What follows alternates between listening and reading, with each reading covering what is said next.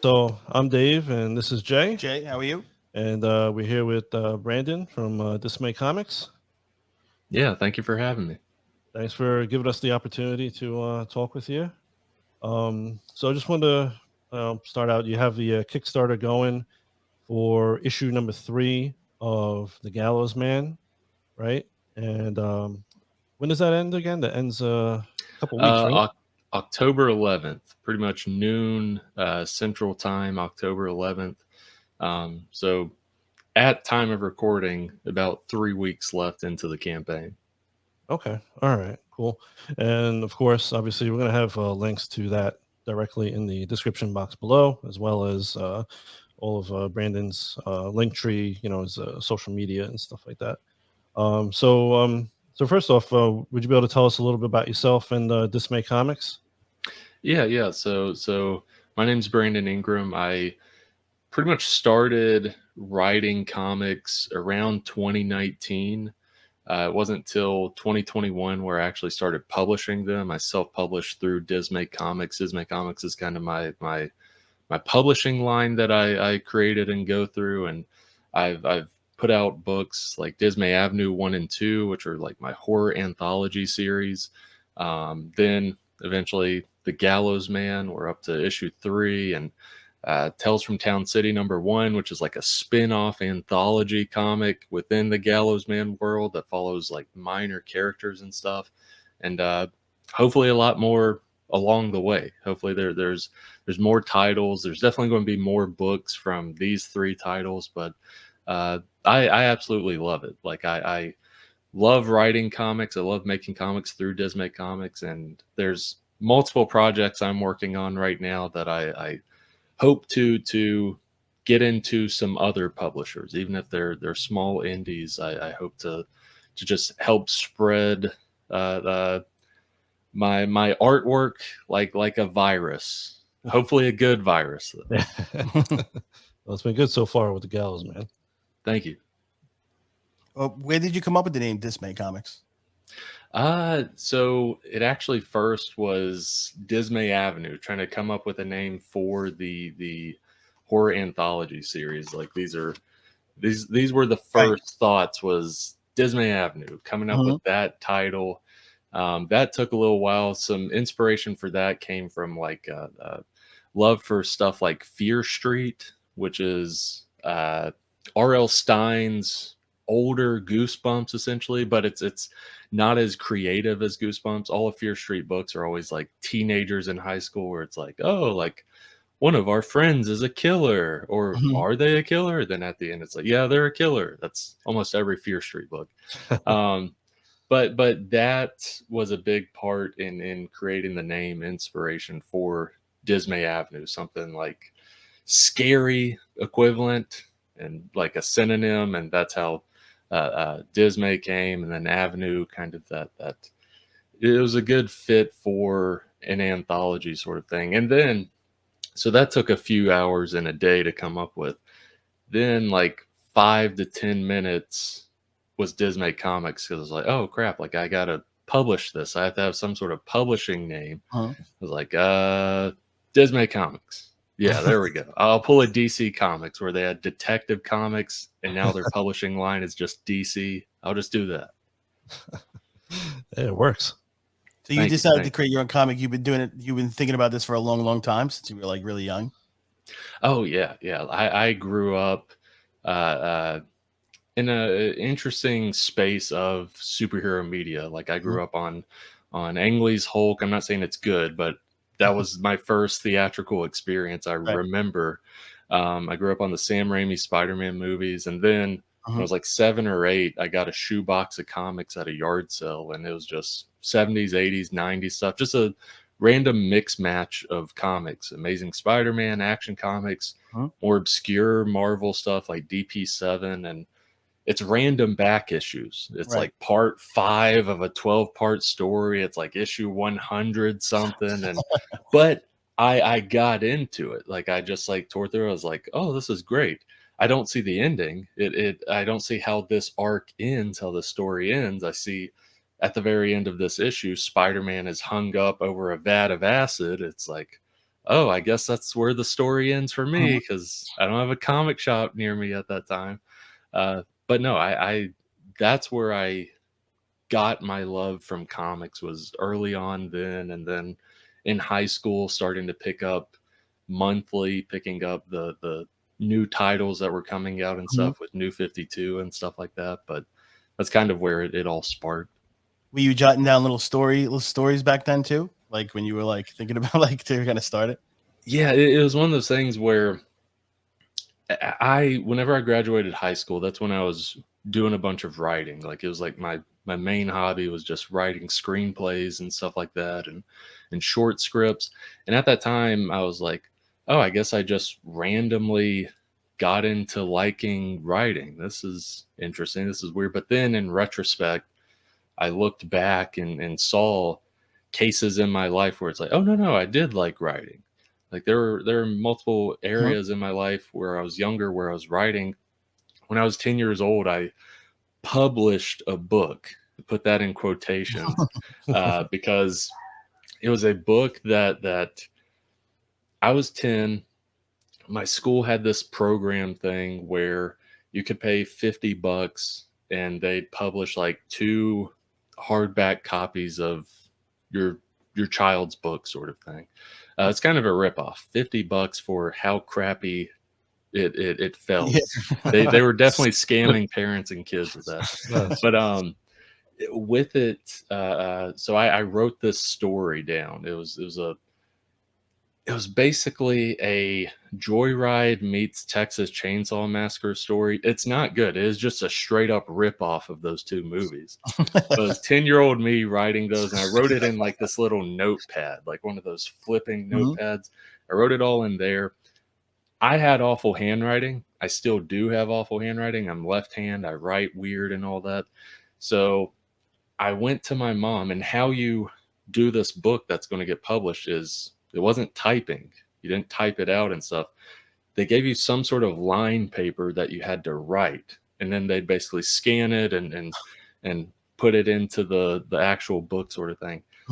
So my handwriting sucked. So I went to my mom and was like, hey, can you write word for word Rewrite my notebook into this line paper? So the funny part is, like, my mom had to see all this like weird, insane stuff that her 10-year-old is writing. 10-year-old's writing this Joyride Texas Chainsaw Massacre story. So I thank you for my mom for being so supportive, but she had to be thinking the whole time midway writing, just like, oh no, we might have to get Brandon some help or something. Like this isn't good. An eye on him. Yeah. That's cool. Now, with Gallows Man issue number 1 and 2, all right, that we read, I was very surprised and pleasantly surprised at how long they were. I mean, you had over 40 pages of actual like story in it, that's a lot. And so, was that like something that you planned from the beginning, or were you just like, you were writing so much that it just like kind of turned out that way, that you had so much to put in there, that it became long? I mean, it's long in a good way. I mean, a pleasant way, Well, thank you. Yeah, it started out as a feature length script that I wrote back in late 2017, and then year or two goes by. Every now and then I'll do a second draft, third draft, that sort of thing. And then once I actually started getting into writing comics with the horror stuff like Dismay Avenue, it was maybe a year into that. I was like, oh, like I'm writing a bunch of horror stuff, like, and I don't remember exactly what it was. Eventually I looked back at the Gallows Man feature length script and I was like, this could actually make a pretty good comic. And I read through the script. I was like, oh dang, like there's the end of issue 1. Oh, there's the end of issue 2. Oh, there's the end of issue 3. To where I read it, and then once I saw all those end points for each issue, I pretty much edited it to work for a comic. I edited it, tweaked it, rewrote parts so it worked for a comic. And so that's why kind of some of the issues are lengthy. Well, I say some of them, all of them are lengthy. The issue 1 and 2, it's 49 pages of story. Issue 3 is 57 pages of story. And then backup material after that, was where I saw the first initial script and just saw that like it could work. And I did take some minor stuff out here and there for pacing, but I saw that like, oh, like, no, it needs to stay lengthy. If it is going to be the story I'm telling, it does have to kind of be a little bit lengthy for each issue. Cause I could have went the route where it's like, because it's a 4-issue miniseries, I could have went the route where it's like, okay, I'll do an 8-issue miniseries where each issue's 20 to 30 pages. I could have done that. And there were endpoints that I could see or could make with that. It just wasn't satisfying enough to me with those endpoints to where I was like, no, I gotta do these giant books, these mini staple bound graphic novels, basically. Like these are the endpoints I want with each issue. Yeah, it's a great idea, and it was, again, pleasantly surprising to see how long they were. And Thank you. you got to do you. If that's how the story is for you, that's how you feel it has to be. Then that's a great thing about about you being an indie publisher. You're not being told by somebody higher up on what you have to Oh do. yeah. And Yeah, we need to stretch this out to make more money and make it go longer and all. Do it as you want to do it. That's great. Exactly. And as like indie creators go, like with me, it's good to write like a 20-page comic or a 22-page comic or 32-page comic to where like how to write that. But it is one of those things where if there's a story and you have no executives over you, you don't have any like someone lurking over you, you are 100% in control because you wrote it, you're financially making it, you're paying the artist before you even do a Kickstarter, that sort of thing. It's like you have 100% control. And with that, like you should like what you write. Like sometimes there are those instances where you have someone lurking over you and they tell you, I actually changed this half of the story, and you might not like the experience as much. If you have 100% control though, like you should like what you write, especially if you're going to put it out. Like, so that's how it was with me with the Gallows Man was, yes, I can write a 22-page script. I can write a 32-page script. I have done that. But this story needed the odd numbering of 49 pages with issue 1 and 2, 57 pages with issue 3, because there are instances where I need part of the story to breathe a little bit, or for pacing wise, this needs to actually be 2 pages or whatever it may be, instead of condensing it and it just feeling too cramped. Yeah, that's definitely a great thing, being able to be indie like that and not have somebody watching over you. Yeah, that's a good thing. I know you had said back and forth in the messaging and stuff, that this was kind of like Adam West Batman with Inglorious Bastards in it and such. But I know when I read it, I saw that. I saw the Adam West Batman. I could see, the Inglorious Bastards part. But I just wanted to say also, I feel like I saw like the Tick. Oh yeah. It felt like the Tick, especially with him sleeping with his mask on, and the dog has his mask on, his morning routines. Yeah, the morning routine. Yeah.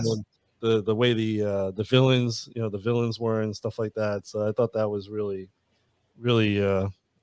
kind of like the Tick a little bit more. Yeah, thank you.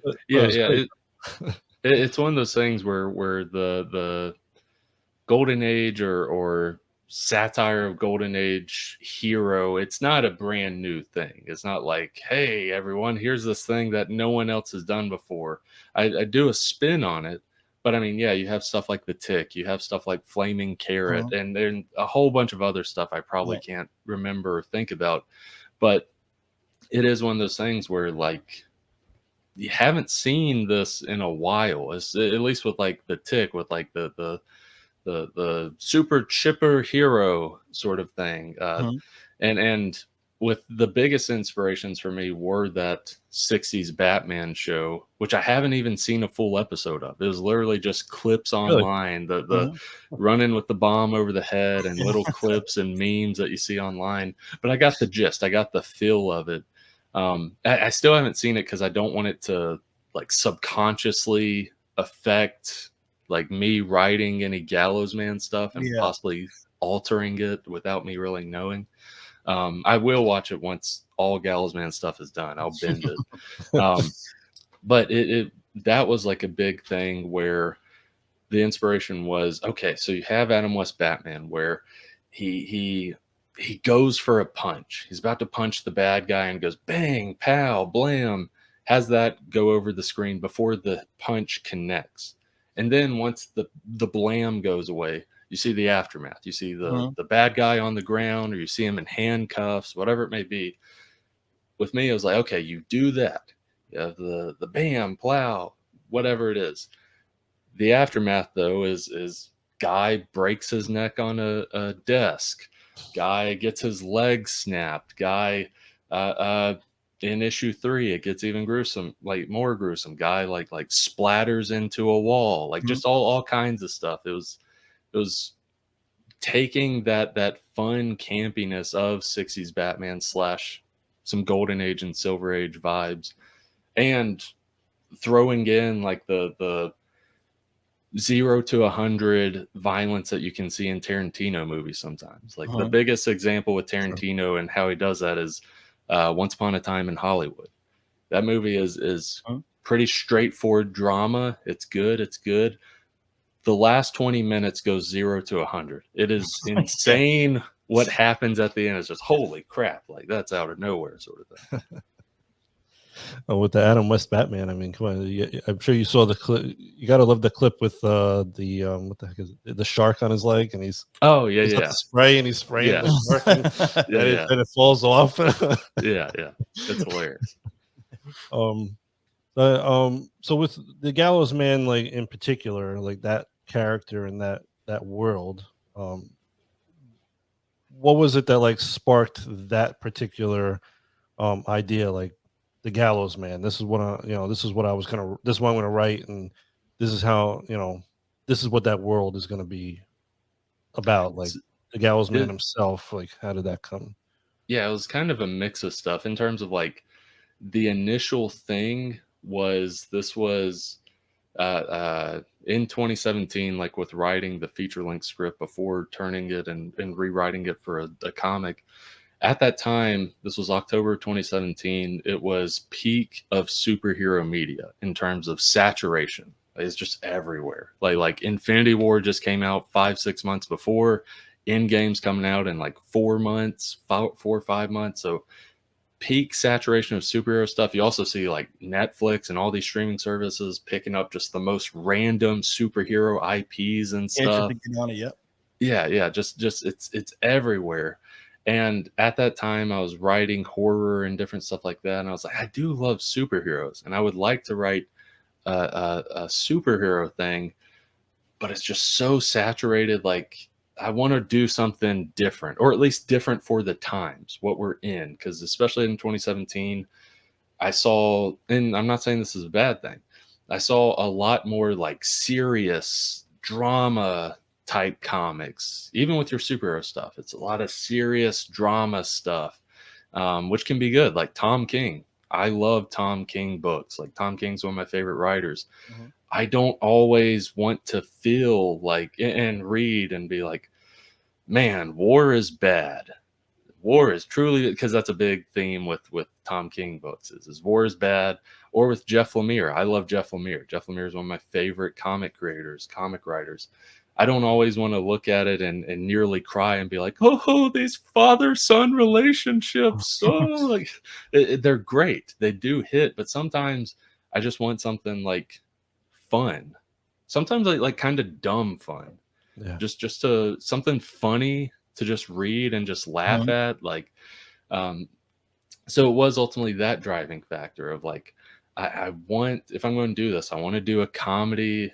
I'm not seeing it a lot right now. And if I do a comedy, I also want it to be very different as well, where Let's go back to the golden age period. Let's spoof. Let's look at it a little bit satirically, but without like being a jerk about it, without like hating superheroes, because I love superheroes.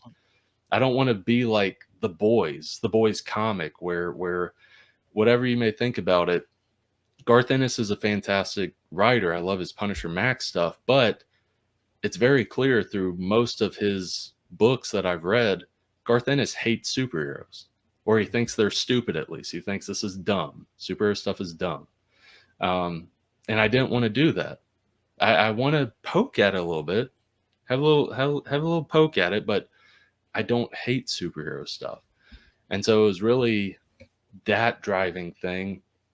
So it got me thinking about the golden age period, and it got me thinking about golden age superheroes, as well as that time in our actual country and how comics were formed. I bring this up because golden age heroes, a lot of them were like, I should first mention this. So in that time with our country and stuff, you have the comics code come in the mid early 50s. You have the comics code come in, and overall the comics code has been extremely it's harmed Western comics a ton. We're super far back because of the comics code. Western comics could be close to what manga is today if it wasn't for the comics code. That being said, I understand the initial reasoning for the comics code. They swung too far. They did too much. They swung too far. But I understand that initial reasoning because in the golden age, you had all these horror books just at convenience stores, little 5-year-old, and it's like people stabbing needles into eyes and just all kinds of stuff. And like as well as like the heroes at the time. There were a lot of superheroes that were just shooting the bad guys, shooting petty criminals, muggers, or killing them in other ways. Like the superheroes were killing them to where you could have like a little 5-year-old be like, yeah, go get him, this guy, go get him. So what I did was, okay, let's take that. It is very minor, but let's hyperize it. Let's do times 10. And that's the Gallows Man world. Like this whole society in the Gallows Man, like even the radio host at the very beginning, it's like, yes, go get him, Gallows Man. And you even have little kids who are like, yeah, go kill that guy, Gallows Man. Go hang that guy, Gallows Man.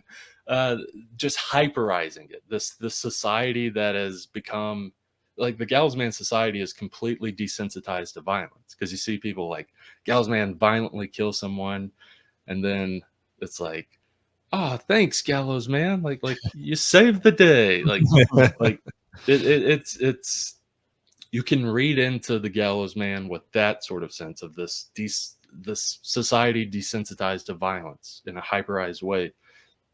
Or you don't have to read into that. It can just be a fun, funny, sometimes dumb comic.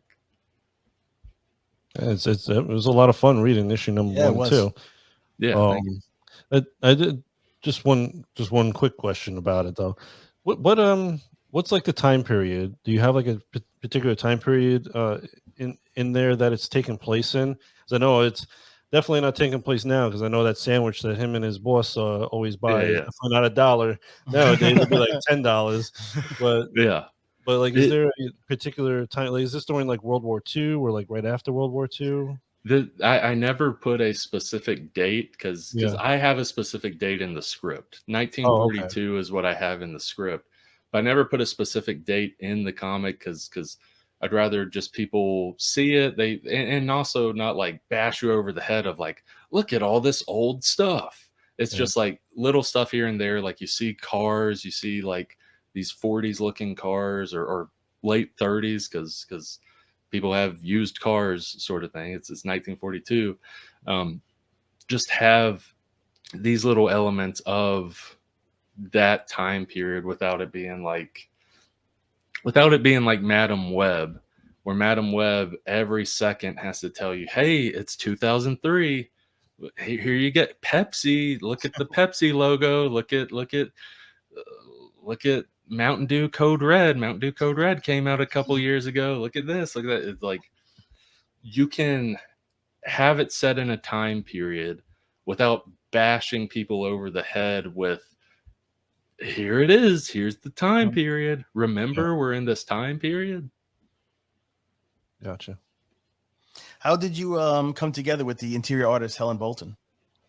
That actually started in 2019. It was like March of 2019. I was scouring DeviantArt. This is when I finally like hit the button. I was finally like set and like, okay, I'm going to make a comic. And I was scouring DeviantArt. This is before I knew about Facebook groups for looking for artists. This is before I knew about finding artists on Instagram. Scouring DeviantArt for tens, if not like 100 hours, finding artists for both issues 1 and 2 of Dismay Avenue, and Helen was one of those. And the story I was trying to go for, because I had an art style with each of those stories in those anthologies. The art style for the story she was doing, I was looking for like a Dr. Seuss-esque art style because it played into the story. And I saw that she could do kind of that. I saw like her art style was very malleable. And so I reached out to her. We did that. It was just a 15-page story in issue 2 of Dismay Avenue. And then maybe a year later, whenever I was actually thinking about doing the Gallows Man, I looked back at some of her art, not only from that issue, but her DeviantArt account and stuff. And I was like, hey, like, would you be interested in doing the art for this series that I'm thinking about doing? And also, could I pay you to do some test pages to see like if it'd be a good fit, sort of thing? And it was a good fit. I liked the test pages. I was like, oh my gosh, like you would be perfect for this. Before you sign on though, look at the script, make sure you're okay with the script, because I understand this could be a turnoff for some people. And I completely understand. If you don't want to do it, I understand. She read the script, she liked it, and she signed on. Hired her for issue 1 and just hired her for each issue after that. She's done a fantastic job every time. Yeah, it's a perfect art style for it, definitely. Oh yeah. It's one of those things where she's able to do a good blend of like a golden age feel, but also bringing in some more modern art style, kind of meshing the two together. And her colors also have a golden age feel / like retro feel, kind of the duller color schemes.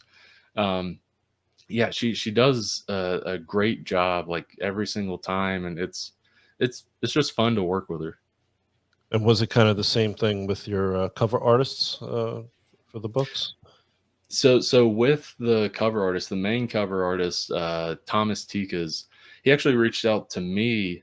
I don't remember specifically what. I think he was just like, hey, I do cover art. If you ever have any comics that you would like to hire me, commission me for cover art, I'd definitely be down. And I wasn't even, because it was early on, I wasn't even really thinking about cover art yet for the Gallows Man at that time. But I saw his art and I saw different series that he had done, the cover art he had done for those. I was like, I think this could work. Like I would love for you to do the issue 1 cover art.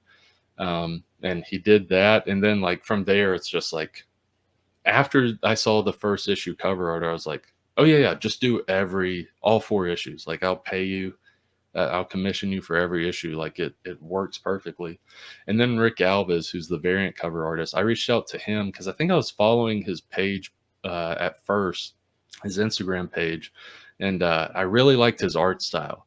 He has very much a Scotty Young feel to his art style, and I was like, that would be like a good difference in terms of if I did a variant cover, a cover B, that would be a good difference from the main cover art. So I was like, would you be interested in doing the variant cover art? And it's just gone on from there. I love the work they do. Rick, we did the variant cover art like 2 months ago for issue 3. it's fun working with the guys. Thomas, like I commissioned him for issue 3 and 4, those covers for those back in like 2022, because I knew he was going to be like a booming cover artist. He was getting a bunch of work and stuff as well as interior work. I was like, okay, I got to do it now, or or like his rates are going to be like skyrocket in a couple of years. Or it gets too busy, and then it's like, oh, Yeah, sorry. yeah. Oh, yeah. That's another thing is, yeah. He's talked about like how much work he's gotten, how busy he's gotten, which is awesome to see. Absolutely, it's great. So like with regards to the art style and everything, so you specifically had in your head an idea of what you wanted the book to look like.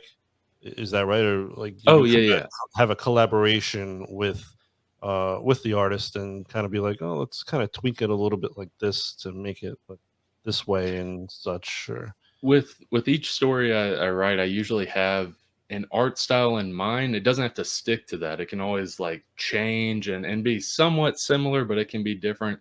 Yeah, when I started the Gallows Man, the art style I always had in mind was like just needs to feel kind of old. Doesn't entirely have to look old. The paper doesn't entirely have to look old, because that was something at the very beginning I thought of was like, what if I printed on newsprint sort of thing? I thought about that, but then newsprint is actually like a niche rare thing nowadays, to where it's actually more expensive to print on newsprint than this high quality paper. Oh. It's very Really? weird, because newsprint is like I love old comics, but newsprint is like piece of crap cheap paper. But yet nowadays it's more expensive to print on. It's just funny to see. Yeah, that's weird. But yeah, so I had that golden age feel in mind, and Helen, through the test pages and stuff, she sent stuff, we tweaked little things here and there, and it just spun from there, the way the book looks now. nice. We noticed at the end of your comics, you also did a short story of a boy dreaming about Newsboy becoming Newsboy and stuff like that. Is that something you're thinking about doing after every issue, or is that just kind of like a little thing you wanted to do? That was actually that 2-page story in issue 2 that happened from a mistake I made. The mistake I made was comics, at least with indie comic printers, they print in increments of 4. So 4 pages, 8 pages, 12 pages, that sort of thing. Got done with issue 2, and it was dumb that I missed this, but we got done with issue 2 and saw, because I wanted to do I always do like a behind the scenes type page, and at least 1 or 2 of those, so people can read and see behind the scenes stuff of how the comic was made. So after that, I saw, oh crap, I still have 2 pages left. We're at 50 pages. I still have 2 pages to fill, and I don't want them to be just blank white pages or all black pages. Like, so it's like, okay, I have that real estate. I'll just write a 2-page comic, and just a little comic, and that's how the 2-page Newsboy story happened, with him dreaming and all that stuff. Right. And then that, with me enjoying writing like that short little 2-page story, that then inspired me to like write like Tales from Town City.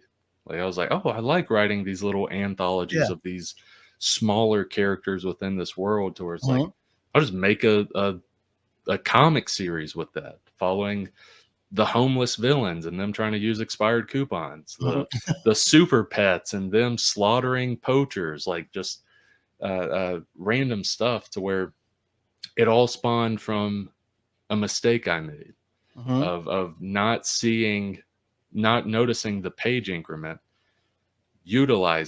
capitalizing on that mistake, and then that spiraling into another comic series. It's funny how weird things to see. come together like that, right? Exactly. All little things, yeah. And there's a lot of things in that. I mean, in movies and other mediums where some just happenstance just happens, and all of a sudden it's like, oh, it turns into something, something special. And that's kind of like what happened here. You made a little bit of a mistake, but then it turned into something special for you. Well, you see like and usually when people say like the snowball effect, usually that's a negative.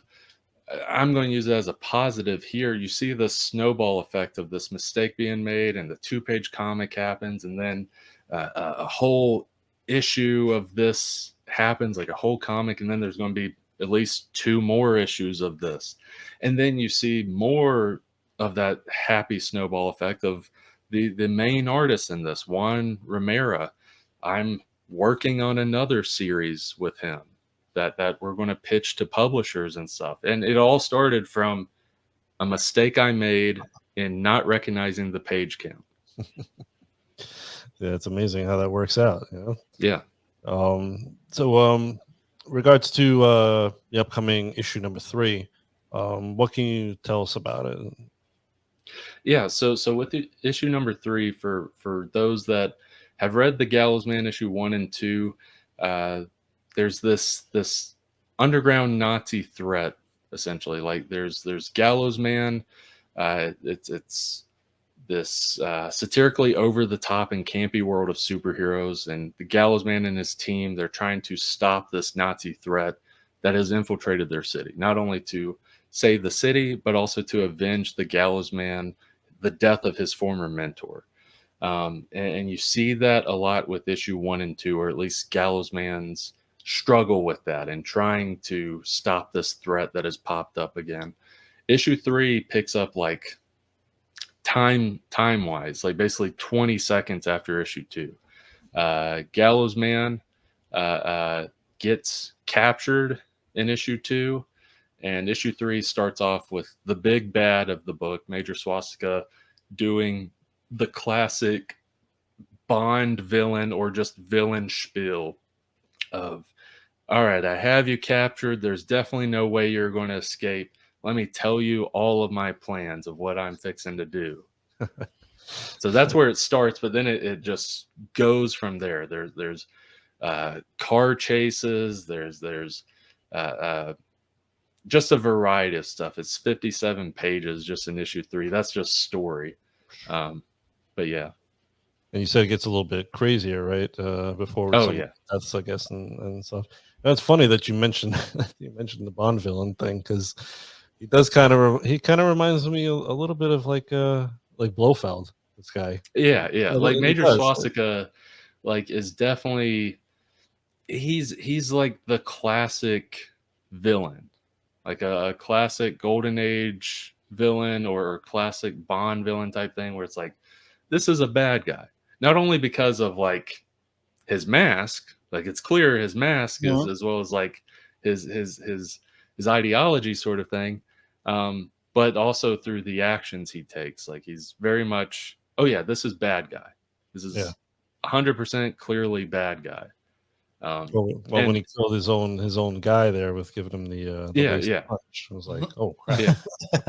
and with anyone out there, like the Nazis, like Major Swastika, he's the bad guy. They're the bad guys. Spoiler alert for the whole series. They're the bad guys. They are going to get their comeuppance. The Nazis get their comeuppance. I know, crazy spoiler, but that will happen. Do you have a release window anywhere, like sort of when issue 3 is going to be released? So the Kickstarter is till October 11th, so people can pre-order it there.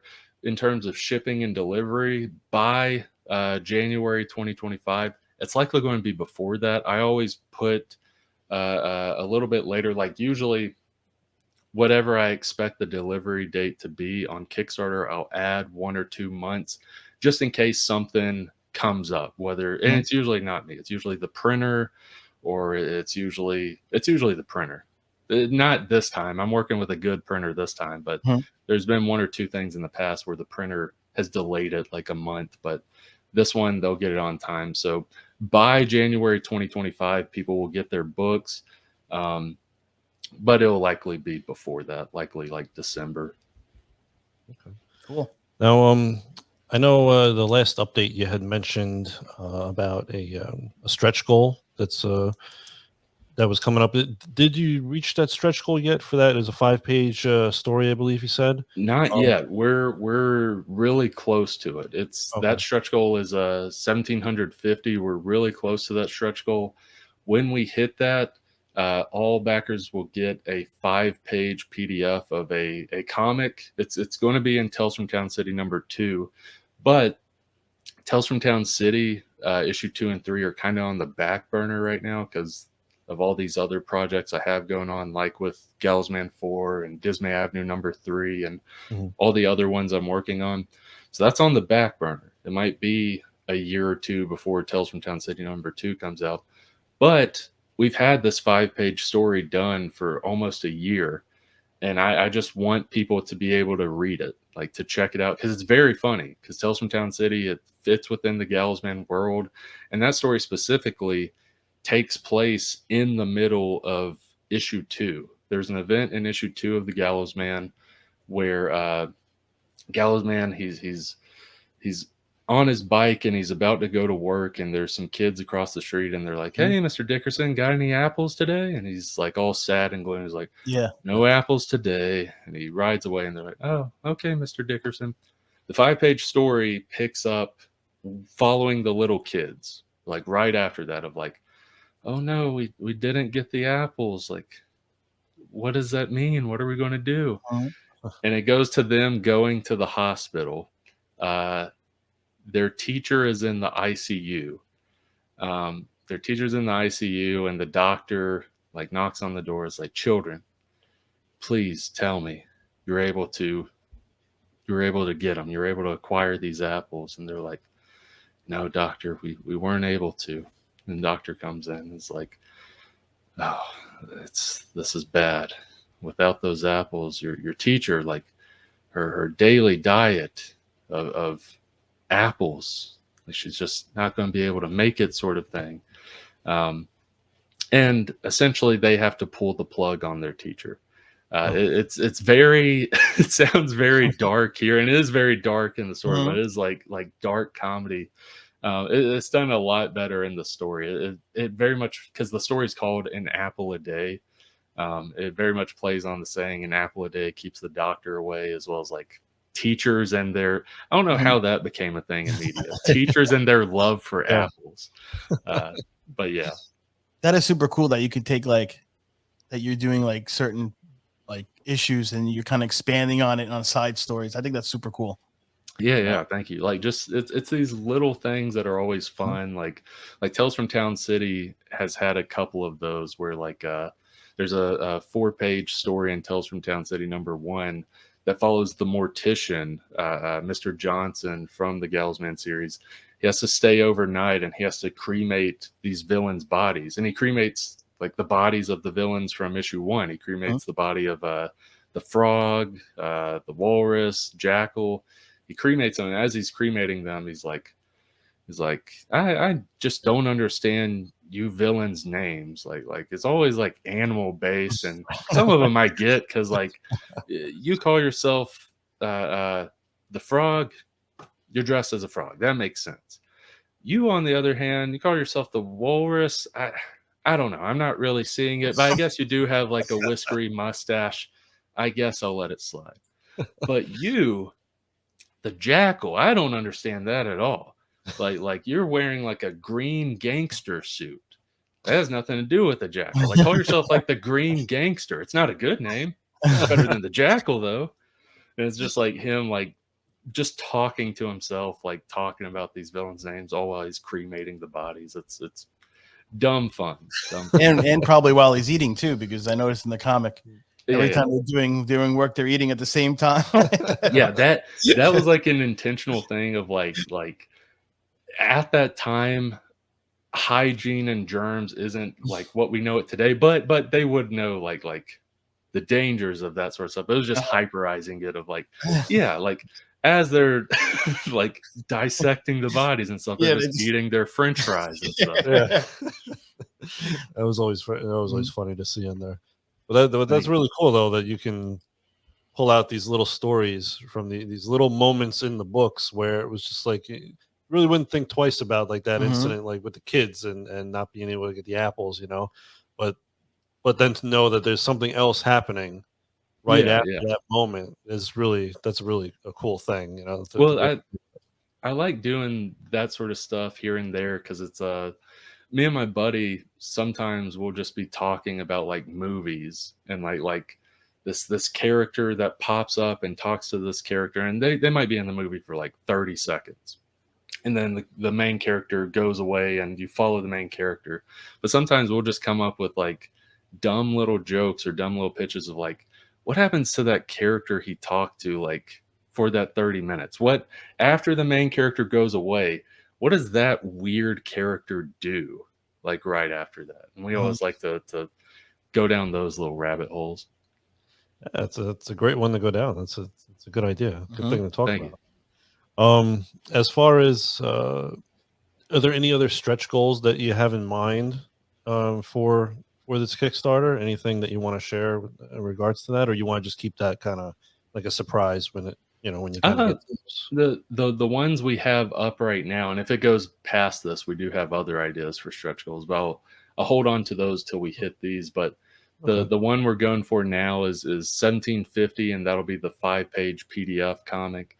And then the next one is 2500. That'll be a poster print of the wraparound cover of the variant of issue 3. It's just it's a beautiful cover, and it's one of those things where like I wanted a poster for myself, really. Mhm. It's selfishness. I wanted a poster, but if other people want it as well, um, without the trade dress, without the titles, without that stuff, it's just Rick Alves's art because it's just a beautiful scene.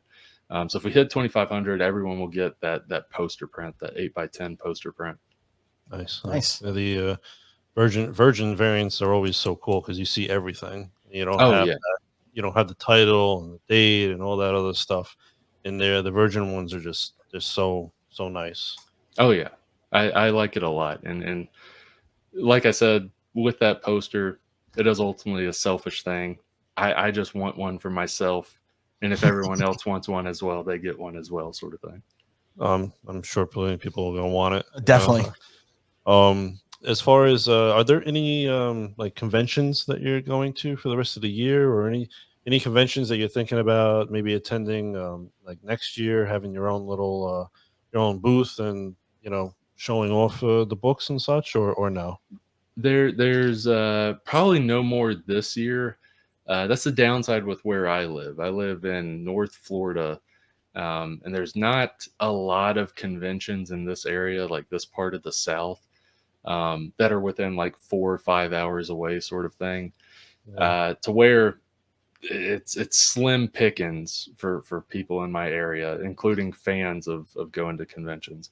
Mhm. So no more this year. And even if there were some like in like October or something, I probably wouldn't do it because I've seen the fall conventions and how they are here in the South, especially close to Alabama.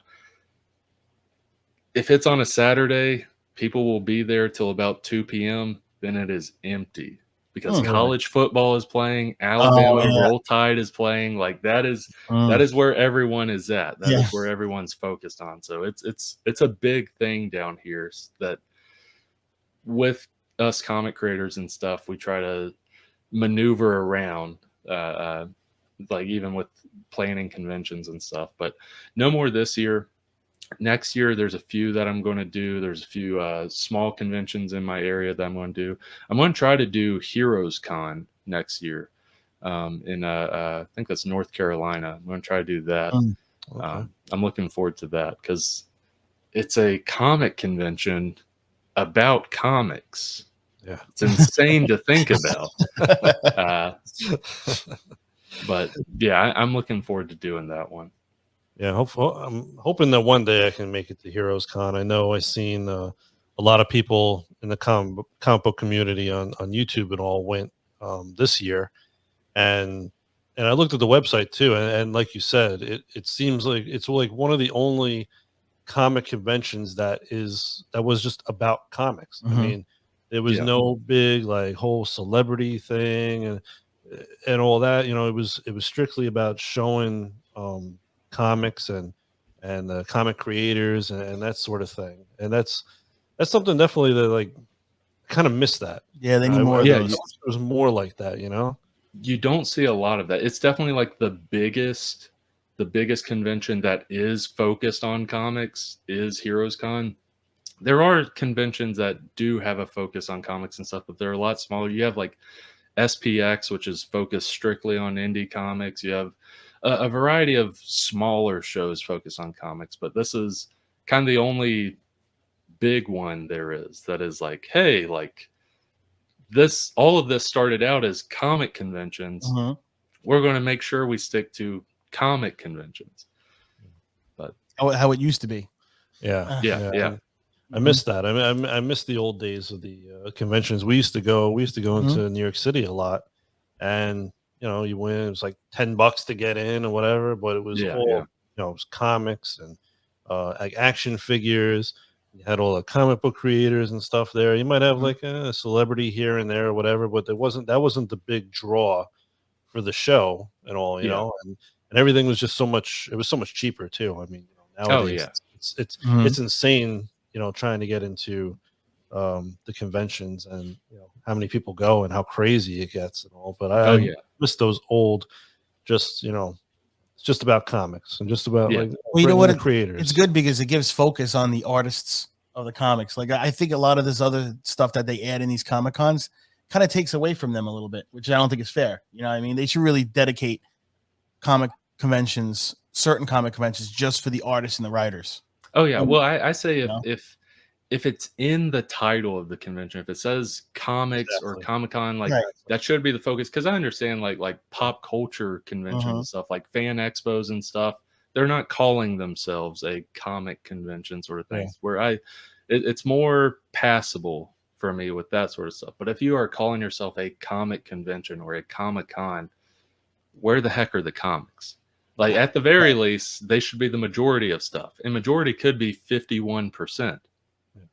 But if that's going to be in your name, I expect it to be the majority of stuff, and a lot of times that isn't the case. Right. Yeah, absolutely. That's that's an incredibly great point. You know, but what what are some of your favorite like comics and like characters? You know, like do you have any like favorite character that you know that you really liked a lot, or you know, like storyline or something like that from the comics that really, you know, that you really love? With superheroes, Superman is probably my favorite. Like I'm more of a DC guy than a Marvel guy when it comes to the comics. More because I just grew up on DC, reading DC comics. I do still read Marvel here and there, like various stuff, but no, Superman, like he wasn't always my favorite. I think it's one of those things where if you're like a teenager, your favorite is going to be Batman. If you're a teenage boy, your favorite is almost definitely going to be Batman regarding DC, or a Batman adjacent type character. And I do like Batman. There's dozens, 100+ stories that I love of Batman. But none of those are in like my personal top 25 favorite comics for me. Like there's no Batman stuff in that.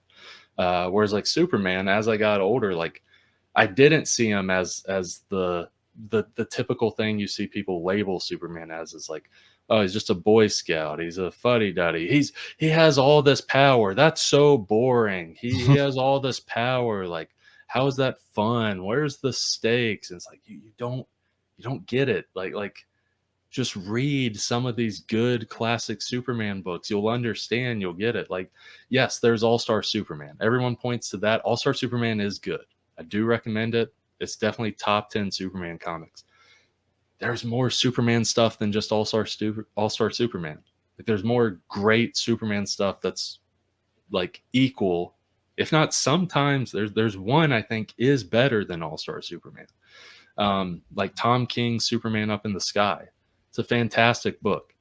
The issue with it was a Walmart book. It came out in those Walmart anthology, like 100-page books. Then eventually DC took those, reprinted it as issues. Then they made a trade of it. And the trade at one point was completely sold out. and they only recently reprinted it to where now people are kind of hearing about this story and reading it. But no, there's so much good Superman books, like Up in the Sky, almost most likely top 25 favorite comics for me. I'm not just trying to like stick to Tom King. It's not like I'm in love with Tom King, but Supergirl, Woman of Tomorrow is a fantastic series. It's a fantastic book. It's eight issues, but it's probably top 25 for me of favorite comics. And with Superman, like sticking to Superman, my favorite single issue comic is from a Superman book. It's Action Comics 775. It's What's So Funny About Truth, Justice, and the American Way. It's a fantastic issue. It's 40 pages long, and I think it came out in 2001. And that was around the time you just had the Image boom, and you have the edginess of 90s characters. And a big thing that you saw with the 90s is like superheroes killing rocks. And like that is fun. That can be fun. But then you have people then being like, well, I'd like to see like Superman kill people, or I'd like to see Batman kill people. Like, it's dumb. Why aren't they killing people? Sort of stuff. Like, solve the issue, solve the problem. What's So Funny About Truth, Justice, and the American Way tackles that. It tackles that very well. Of you essentially have this parody version of the I think it's the Authority. You have this parody version of this superhero team that is very much like an Image Comics early days superhero team that are like, yeah, we kill people, like that sort of stuff. We get the job done. But it shows why there has to be a Superman, why there has to be a character like that. I think I could be mistaken. I think Mark Waid wrote that. I could be wrong, but that is one of my favorite single issue comics is Action Comics 775. And there's a number of other great Superman books. There's the Alan Moore one, which is Whatever Happened to the Man of Tomorrow. That one's great. As well as I think another Alan Moore one, the For the Man Who Has Everything, which is a great story. I ramble about Superman because I love Superman a lot, and it's sad to see the current state of Superman, or how people view Superman nowadays. And a big thing, as much as I really love this game, a big issue was Injustice. Injustice is great. The comics are great. The issue was that's when a lot of people who hadn't read Superman before read a Superman comic. They read Injustice, and it's like, what if Joker killed Lois Lane? Okay, Superman becomes this dictator sort of thing. And a lot of people were like, this is what makes Superman interesting. Have Superman be the bad guy, have him kill people. And from there, you then got a number of different stuff. You got Brightburn, which was, what if you had little Superman and he was a psycho?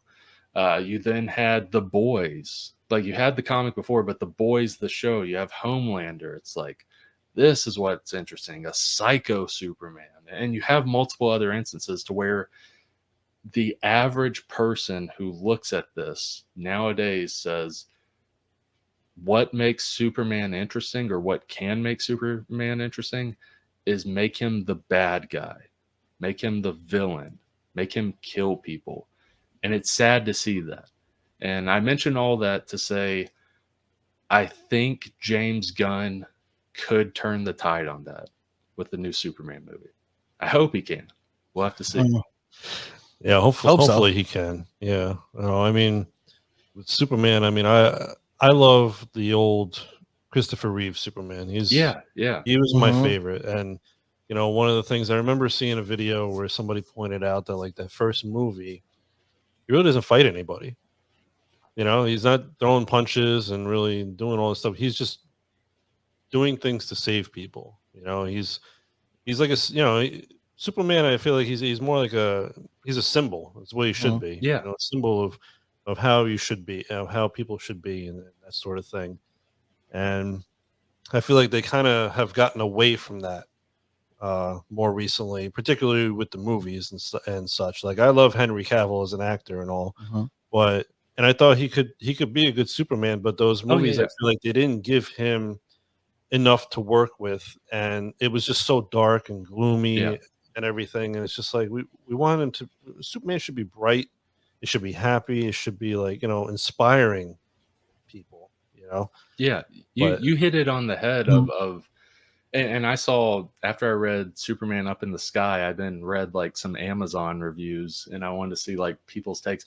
I don't remember who it was. Someone had like the perfect description of that book slash Superman, and it was just in an Amazon review.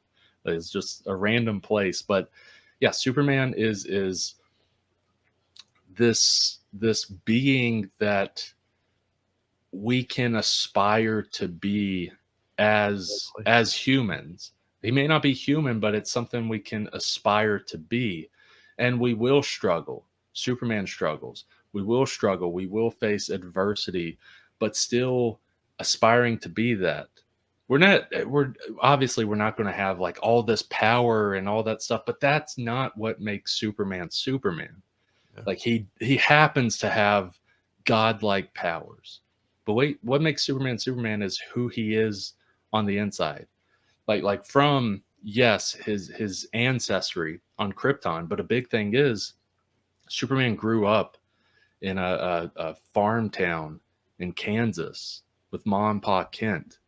Like he is not human, but he is human. He Mhm. grew up as a human. He learned human ways. He learned the virtues of humanity and what to aspire to be, as well as since he has these godlike powers, how to then inspire people to be better, to aspire to rise up to the occasion, to have that hope. Like that is what Superman is. It's like what you said. He is more of a symbol rather than like he is a great character, but he is this symbol of hope with humanity, even with him not being a literal human. Mhm. Yeah, exactly. Hopefully they'll get back to the basics with that. And Yeah. even though, like again, like you say, he has those godlike powers, but you know what though, he still has a weakness, right? Yeah. Yeah. He still has the kryptonite or Mhm. whatever, what have you, you know. So he still has a weakness, but I mean, it shows you that like even no matter how strong you are, there's something that, you know, can affect you, but you got to be able to overcome all that and Yeah. such, you know. But but yeah, so hopefully that hopefully the new movie Yeah, I hope so. will do a better Yeah. job. Knock on wood, hopefully. um the other books that you have, you know, like Dismay Avenue and the other ones, are they available in the Kickstarter as well? I know, like with the tier that I did, I know I get issue 1 and 2 of the Gallows Man, issue number 3, and then I think there was like the PDF versions of Dismay Avenue. But can you add in the other books as well, or are those Yeah. like Yeah. part of add-ins? So Add-ons? so with the standard like tiers when like you're clicking the rewards and stuff, Gallows Man 1 through 3 is all available there in digital form as well as physical form. And Tales from Town City number 1 is also in some of those because it is Gallows Man related. Um, but after someone like clicks their reward that they want, or their tier they want, there's an add-on section, and within that add-on section, all my other comics like Dismay Avenue 1, Dismay Avenue 2, Tales from Town City number 1, if someone didn't back a thing that had Tales from Town City number 1, those are available digitally. They're also available physically, and the physical copies are all signed. So all of my comic work that I've published so far is available in the Kickstarter, whether it's through the tiers or through add-ons. They're all there. And I will mention it's the only for those listening, it's the only place to get these comics. Like I don't have an online shop. I have this tiny bubble that I'm in regarding where I live for conventions, to where almost definitely everyone listening probably doesn't live in this area and go to these tiny conventions, to where the only way you can get these books are through the Kickstarter, and it's the only place online they'll be available.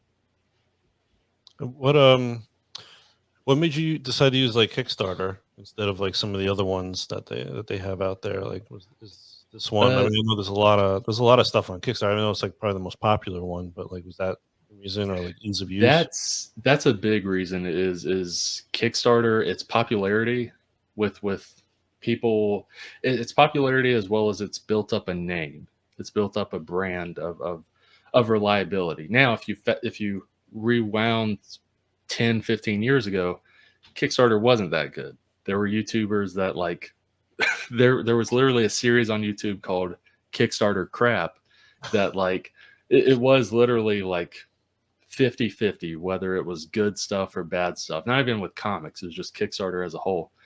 Over the past 15 years, Kickstarter has built up to this reliable name for crowdfunding, for getting indie comics or funding indie movies or whatever it may be. And so Kickstarter has that name. The second biggest one is Indiegogo. Indiegogo is good. I think they're getting better, but it's only been the past couple years or few years that it has gotten better. There was kind of a iffiness to Indiegogo. It's like Kickstarter is McDonald's and Indiegogo is Burger King, sort of thing. And then you have your others. You have like Zoop. Zoop is one that I hope gets big because it's the one I like the most. But since it isn't as big as it is, I'd rather do Kickstarter because it's going to get wider attention, as well as for people that haven't used Zoop. Like, they might be a little iffy on using it. It's good though, but I understand, like, if you never use it before, it's like, I don't know if I want to do that. Whereas Kickstarter has that more reliability. So Zoop is something new, huh? Yeah. That came out. Yeah, it came out that I know of maybe like 2021, 2022. It's only like 2 or 3 years old. And from what I remember, I think it's strictly just comics, like indie comics, and the interface is pretty easy to use. It just needs to get bigger. If the platform gets bigger, I would definitely go there. Plus, it's just for comics. That makes it easier too, because people who want just comic related stuff will just go there. Probably gives you more attention that way too, rather than just having a place where it's so many different things. Yeah, Kickstarter, not just comics. Comics, usually with Kickstarter, there's usually close to 100 ongoing. Like right now, if you look at Gallows Man, there's probably at least 50 other campaigns going on with comics right now. It's probably more, probably close to 100 going on right now. Zoop, and that's also not like Kickstarter as a whole. If you look at Kickstarter as a whole, because it's not just comics, it's this, it's that, it's all that sort of stuff. There's probably, I don't know, 3,000 campaigns going on right now on Kickstarter. Zoop, though, is focused on comics, and right now probably has 5 to 10 campaigns going on right now. Wow. Yeah, it needs to definitely needs a little bit more. Yeah.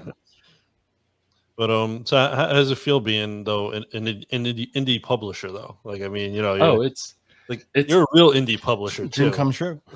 Well, it's a weird, surreal thing, because like when I started making comics, like when I was like, what it was around 2018.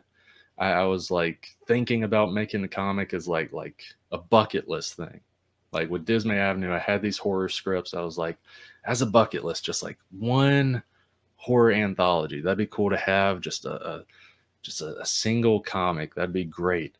And that was sometime in 2018. And I thought about that. Thought about that. It wasn't till like late February of 2019 where I finally like pushed the button. I was finally like, okay, I'm going to actually do it. And when I started hiring artists, looking for artists like on DeviantArt and stuff, not even a quarter way into making the comic, I was like, oh crap, like I caught the bug. I caught the comic making bug. This isn't just a one bucket list thing. This is like, I want to keep doing this. Like, I love doing this. And so it is weird. Like there's always goals or milestones you'll hit with anything in life, with your job, career, whatever it may be. But that's also the case with making comics. There's always these milestones you hit that feel so surreal.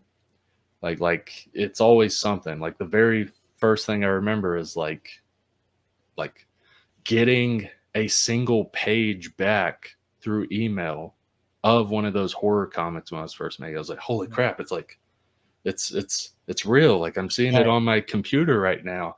And then having that whole issue done, having the PDF of that, and like, holy crap, it's here, it's done, like feels surreal.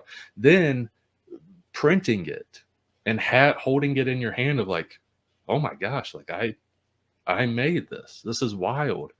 And it just keeps going. And you get that feeling with like almost every comic you do. It's not as strong as it was that first time, but there's always different milestones that you hit where it's like, oh crap, like I'm here. Like with me, it's not a giant thing, but I do love it's like, oh crap, Gallows Man #3. This is the 6th floppy I've done, the 6th issue of something I've done. Like it's just wild to see. And then like going to a convention, I started doing conventions beginning of last year, January of 2023, setting up at a convention. My very first one was Fan Expo New Orleans, setting up at a convention and like 10-15 yards away, seeing other like comic creators that I looked up to, like 10-20 yards away. There's Jim Shooter. That's cool. There's Jim Kruger.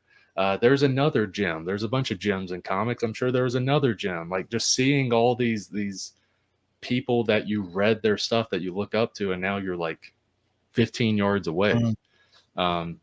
It's very surreal, but it is awesome. That is so awesome. That's super cool. Especially, I'm sure that first time holding that book in your hand is like, wow. Yeah. This is it. Yeah. All this from that little notepad you used to have in school. Yeah. Flipping through and writing these horrifying stories. Yeah, I also want to mention another surreal thing. Like I'm thinking about New Orleans, that Fan Expo. Like another surreal thing was going up to Jim Kruger, and like he's written Justice with Alex Ross. He did Earth X with Marvel. He's done a bunch of other stuff, but those are 2 big things he's done. Going up to him, and like I had met him a few years before, back in 2019. In February 2019, I actually met him at a random thing, wasn't a comic convention, and that's actually basically the thing that got me to push the button of finally making a comic. So 4 years later, being in the same space that he is, and like I've made a comic, going up to him and just like chatting and being like, hey, I don't expect you to remember me by any means. It was 4 years ago, but the conversation we had, the 10-15 minute conversation we had, was the thing that finally made me push the button of making a comic. And so I just want to thank you for that. I'm now in Artist Alley. I have made my comic because of you. And we had a good chat. And then he was like, hey, like, could I like get a copy of your book or whatever it may be? And I was like, yeah, like it was like rushing over me. I was like, it was like a dream. I was like, yeah, I'll be right back. Rushed to my table, made sure to get like the best copies of Gallows Man 1, Gallows Man 2, making sure no spine ticks or anything. And going back over and being like, yeah, here you go. And I expected him to just like put it under the table sort of thing. And like we finish our chat and he go on, which would have been fine. I would have not thought anything of it.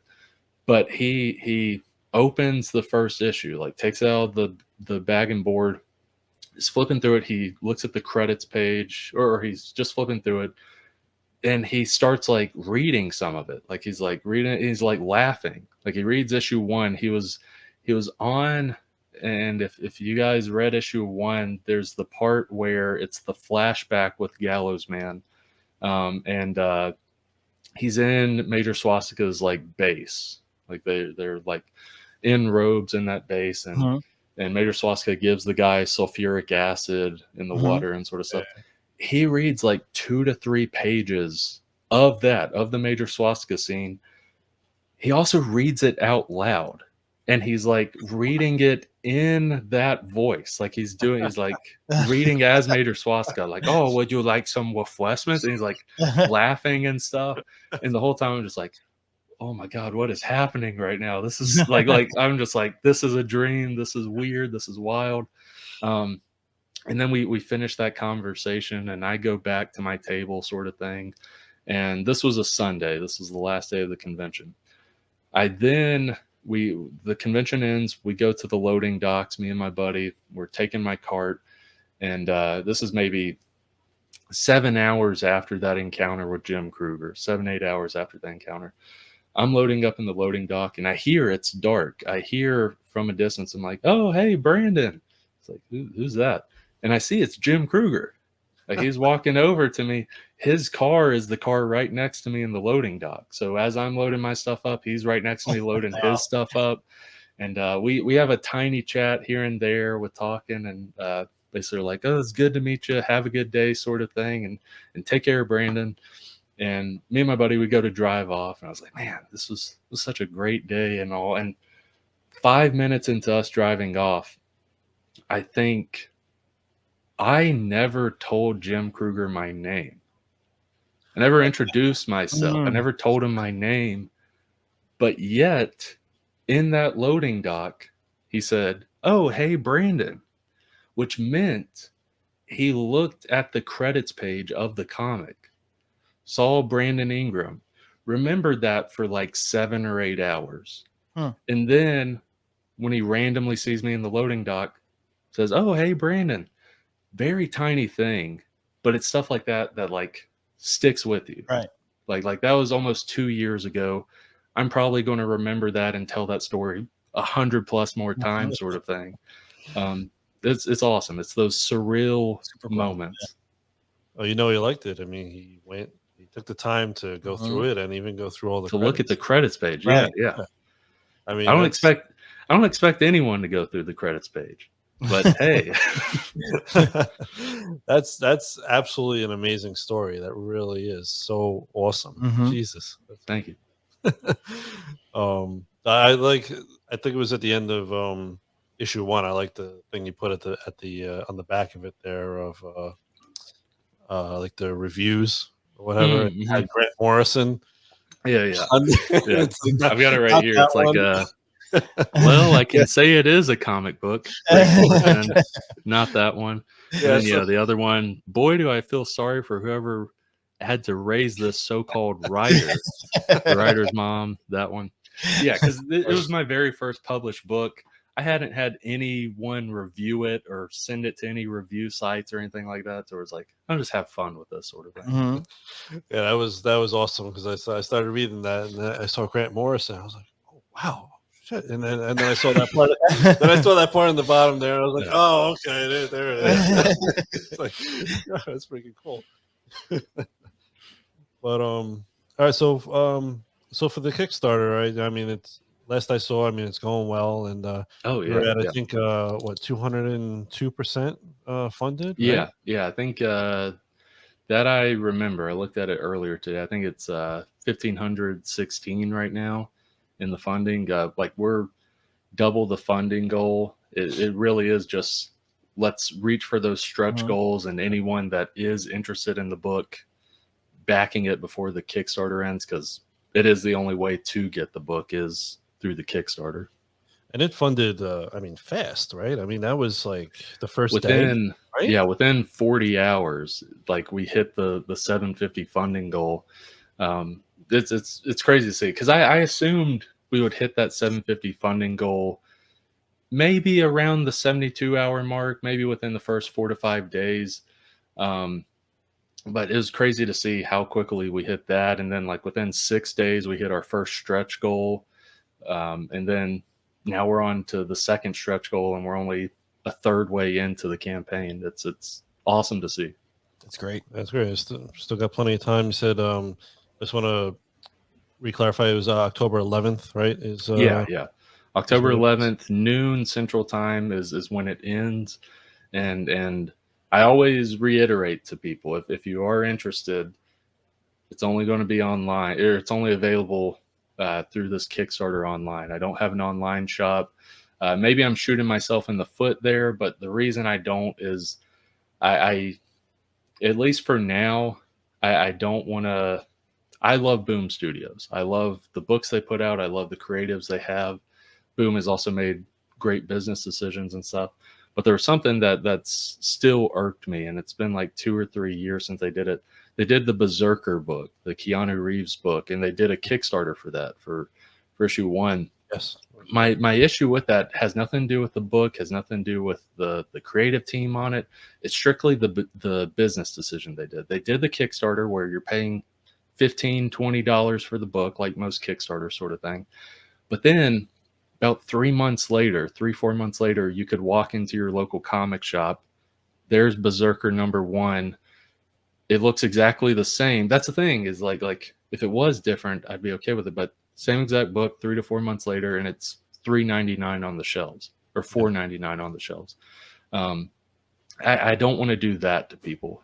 I don't want to hey, you paid $15, $20 for the Kickstarter. Okay, Kickstarter's over. 1 month later, anyone can get it for $5 shipping or whatever, like $10 shipping. Like, I will eventually have an online shop. It's going to be years from now. But I just don't want to have like a Kickstarter come out and then, oh, here you go. Here's an avenue to get it for cheaper, to where it like lessens it for all the people that backed on Kickstarter.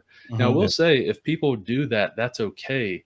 What I will say though, just have those Kickstarter books somehow be special, like just something little. It could be, you could do better than this, but at the very least, put like 1 of 100 at the bottom, or like slap a Kickstarter exclusive sticker or copy on it, to where it does make it different. But if it's the same book and it comes out 2-3 months later on a shop or at a store, and it's a third of the cost, I'm not a fan of that. And it's another thing. If it's a year, 2 years from now, comes out in a store or a shop and it's $5 or whatever, that's different. Time has passed since that issue came out. That's different. I just don't like that so soon thing. So I'm not by no means am I like bashing Boom. I love Boom. It's just, and they aren't the only ones that have done this. It's just those tiny little decisions I'm not a fan of. Oh, you're absolutely right. Yeah. If you're gonna pay the premium price on the Kickstarter, there should be something to differentiate it from what goes out to just the regular retailers and such, because you put that extra money into it and that time to back this thing. Especially the people who back it on Kickstarter. Like, I'm not trying to say like value some fans over others. I'm not trying to say that entirely, but like, those were your day ones. Those were the people that like truly saw your stuff and were like, I'm here for it. Like I pledged, I'm backing it, to where like, you should like do something for them. Like if they believed in your book before the book is even in a store, or before it's even in a web shop or whatever, like there should be some sort of exclusive thing that they get that a comic shop or like a book in a comic shop or whatever doesn't get, sort of thing. Yeah, absolutely. Yeah, I'm definitely glad to have read the Gallows Man books. You know, I'm personally, I'm a big indie fan, so I like those more than anything. I really don't do much with DC and Marvel anymore, you know. But I mean, like, when I say indie, though, I mean I'm talking about Boom and like Image. Yeah, and yeah, stuff like that. But even that, I almost don't feel like those are real like indie type comics. Like Well, you are you know. The other well, ones I understand, they own their stuff and all, but it just feels different I had a somebody conversation with someone about this like a week ago. It was like a round table. We all talked about it. Yeah, like I Boom and Image and stuff like are still indie, but I think indie is almost like a tier type thing. There's like tiers to it. Like you have like Boom, Image, like these big corporations. Yes, each of the books are owned independently by the creators. So Yeah. I guess you can still call it indie. Then you have like your smaller publishers like uh, Aftershock, or Aftershock's not a good example. They're basically gone now. But like Valiant Comics or whatever it may be, you have your smaller publishers. Then you have your crowdfunding Kickstarter people, your indie people, but they may be making like $100,000, $500,000 a book, sort of thing, where it's still indie, but it is there. And then it kind of goes down to where like you can get into indie, where it's like these Kickstarter creators that make a few $100s or a few $1,000s. It is all still indie, but I think there is almost like a hierarchy or a tier list to indie. That's a good way to put it. I never really thought of it that way, but that's actually a very good way to put it. All right. So you have the Gallows Man issue number 3 Kickstarter up there. You can get issues 1 and 2 with that, as well as the other Dismay Comics series, and that's ends on October 11th at Yes. 12 p.m. Central Time, right? It was 12 Central. Oh, yeah. Central Time. That's cool. So we're gonna have links to that Kickstarter in the description box below, the direct link to the Kickstarter, and also, of course, we're gonna have links to all of Brandon's social media and such in the description box below. So whoever's watching this video, please go check out all his social media, and also please check out that Kickstarter. Please consider supporting it, and we read it, and we really enjoyed it. Really So I mean, we're backing it. Thank you. It's really looking forward to the 3rd issue and seeing where the story progresses from there. I know you have a YouTube channel as well. Do you want to talk about that a little bit? You want to say anything about Yeah. that? Yeah, I've got a YouTube channel, Dismay Comics. Me and my buddy do a podcast called Dismay Comics Podcast. It's literally us shooting the breeze. Like we're yappers. Like we can talk 2 to 5 hours sometimes, and then just go down different rabbit holes of conversation. It varies. Like sometimes we'll do pitches, we'll do movie pitches or comic pitches or whatever it may be, just us two having fun with that.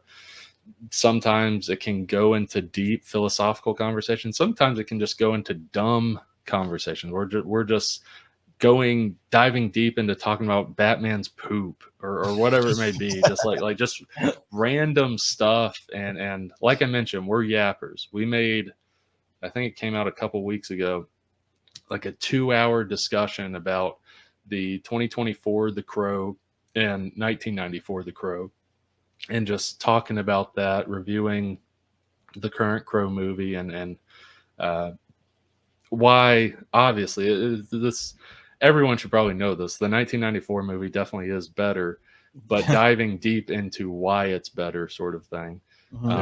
We just yap. It's a yap podcast. If you don't care to listen to 2 to 3 hours of 2 guys in their mid-20s yapping, I understand. We do have Dismay Comics podcast clips. Like that is on the same YouTube channel, Dismay Comics. At least check out the clips. The clips are funny. They're 1 to 2 minutes long, most of them, and they're funny. Like we have some Todd McFarlane like spoof HBO Spawn intros, where how Todd McFarlane in his Spawn stuff, he'd always like he'd navigate through the warehouse of Todd's toys and then come to him. It's like he turns around in his chair and is like, imagine if you would, you're in an alleyway. You see me there. My pants are down. I'm pissing next to the dumpster. I turn and catch your eye. What would you do? Well, our friend Al Simmons, he was faced with that same thing. Hi, I'm Tom McFarlane, Kratos Spawn. It's like he does that sort of stuff. And so we have like a couple like spoof stuff of that. We love the Spawn show. It's just those intros are fun. We love them, but they can also be kind of funny. And some other clips there people can check out. And you guys were on, if I remember correctly, I thought I saw you were on Spotify, right? Yeah, Dismay Comics on Spotify. Yeah, YouTube and Spotify. You can catch the podcast on either one. Okay.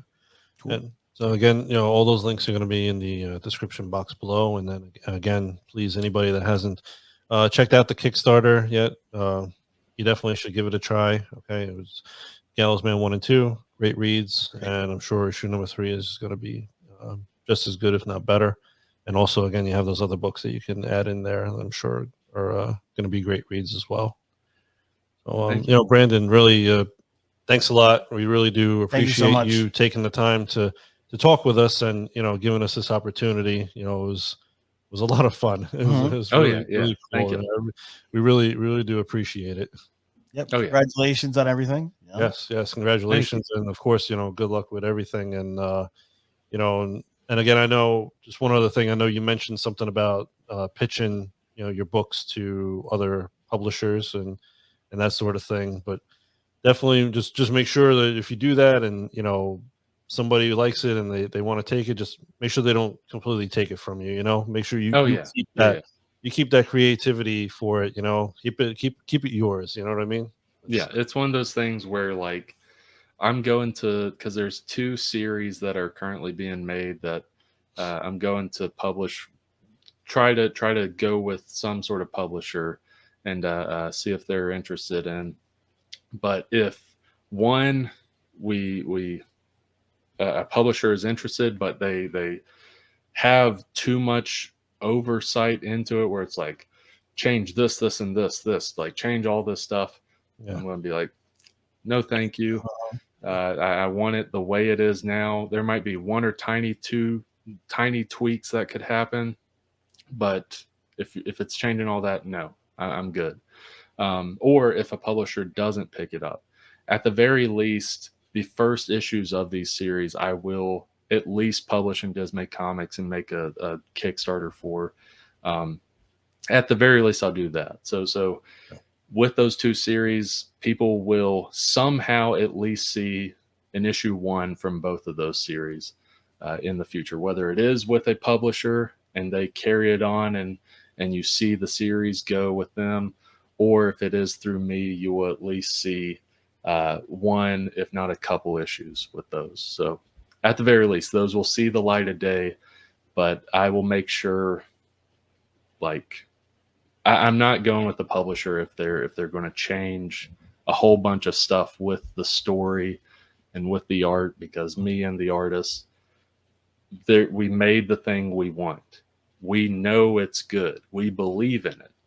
And if a publisher wants to change a bunch of stuff with it, I don't see them as believing in it. So I'm going to go and do my own thing, sort of thing.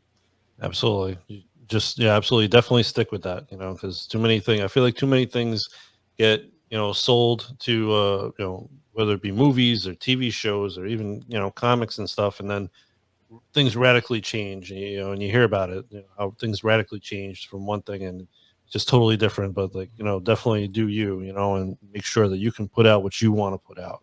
Oh yeah. You know, you know it's good. So definitely that's how it should be. Thank you. Cool.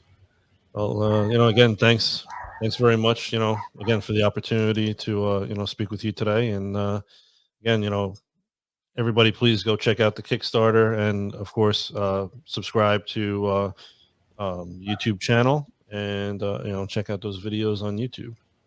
Oh, yeah. Thank you. So, yeah, I'm just